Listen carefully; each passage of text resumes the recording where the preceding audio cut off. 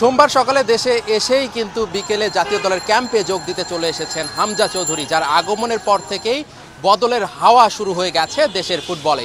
এই টিম বাসে করেই কিন্তু হামজা চৌধুরী স্টেডিয়ামে এসেছেন অনুশীলন করতে। ভুটান এবং সিঙ্গাপুর ম্যাচকে সামনে রেখে টানা তৃতীয় দিনের মতো বাংলাদেশ দলের অনুশীলন চলছে এবং হামজা চৌধুরীকে এক পলক দেখার জন্য কিন্তু সাধারণ ফুটবল প্রেমীরা ব্যাপক ভিড় করেছিলেন এখানে, যে হামজা চৌধুরীকে যদি একবার দেখা যায়, এক ঝলক একটু দেখা যায়। হামজা চৌধুরী দেশের ফুটবলে আসার পর থেকে সাধারণ দর্শকদের যে বাংলাদেশের ফুটবল নিয়ে আগ্রহ বেড়েছিল সেটা কিন্তু আজকেও লক্ষ্য করা গেছে।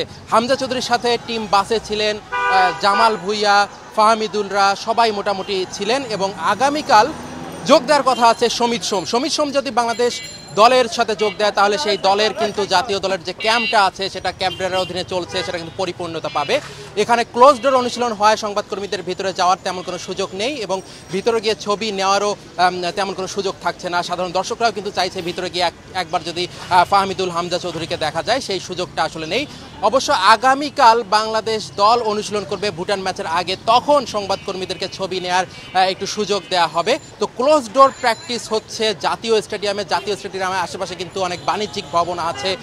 বাফুফের কয়েকজনকে বলা হয়েছিল যে এই বাণিজ্যিক ভবনগুলো যেহেতু আশেপাশে আছে, সেক্ষেত্রে ক্লোজ ডোর অনুশীলনটা কতটা কার্যকরী। তো বাফুফের কয়েকজন কর্মকর্তা জানিয়েছেন এটা পুরোপুরি আসলে কোচের সিদ্ধান্ত।